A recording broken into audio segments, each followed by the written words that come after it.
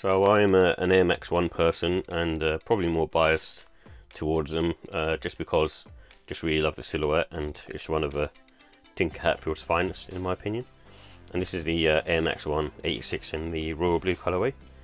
And I got these because, just like I said, I'm a big fan of Air Maxes in general, and they're not doing anything too sort of clever really. It's basically the same 86 model as what was released for the Obsidian colourway and also early last year University Red colourway.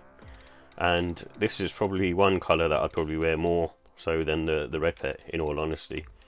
And it's just simple, so it just has the neutral grey colour blocking with the blue hits, and as far as I remember, this Air Max 1s were inspired by the Paris architecture, and also this bubble was inspired by one of the buildings because they had the stairs and the lifts on the outside and sort of being transparent so you can sort of see through, and that's what this bubble was supposed to be reflective of, and to show the Nike Air technology. But it's just a really cool trainer in my opinion, and just one of those ones which was just a classic and an easier to wear one. However, obviously the midsole isn't as squishy as you'd like it to be, especially nowadays compared to what you got out there in terms of sort of runners, lifestyle models.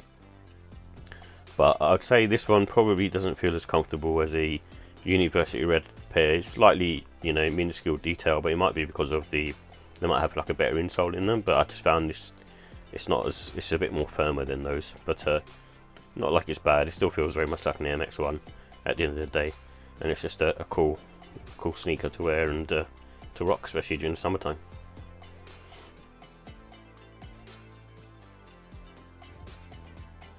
So here's the details for the Nike Air Max 1 86 royal blue.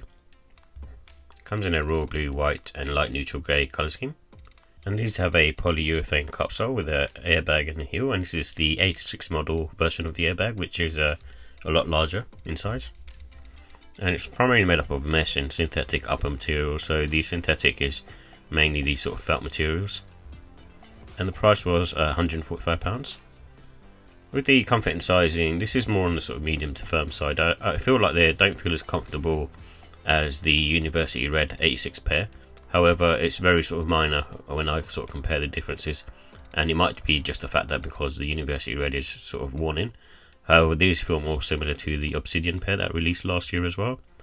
And because of the sort of firmer sole, they can get sort of fatiguing after a while. If you're wearing them for a long day, you can sort of feel that on your foot.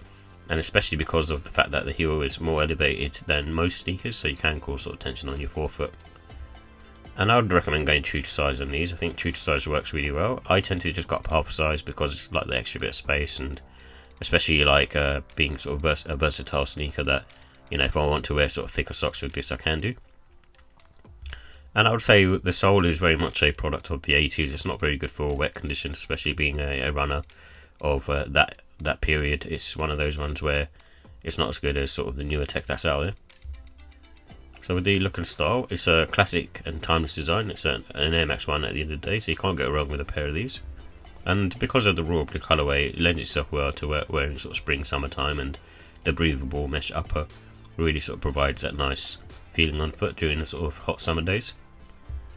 And it's a good one to wear, I think, casual, and I think nowadays with an Air Max 1 you can dress them up smart casual as well, so this goes fine with like a jumper and a pair of chinos. And with basically I think the lace options, white is good, but blue and grey would also work. With regards to my final thoughts, I love the OG colour blocking. It's always nice to see a pair with the greys and the one sort of neutral colour, one neutral grey colour, and then the hit of a pop of a colour. So in this case it will be a royal blue. And this is like I say, newly retroed 86 model, so it's the one with the bigger airbag. And the Air Max 1 is a timeless trainer, so you can't go wrong with a pair of these, and I think everyone should have one at least in their collection. And in terms of cons, I think the price, so I think Air Max 1s in general are just priced too high, and I know this is sort of a newly retroed model, but £145 is probably asking way too much.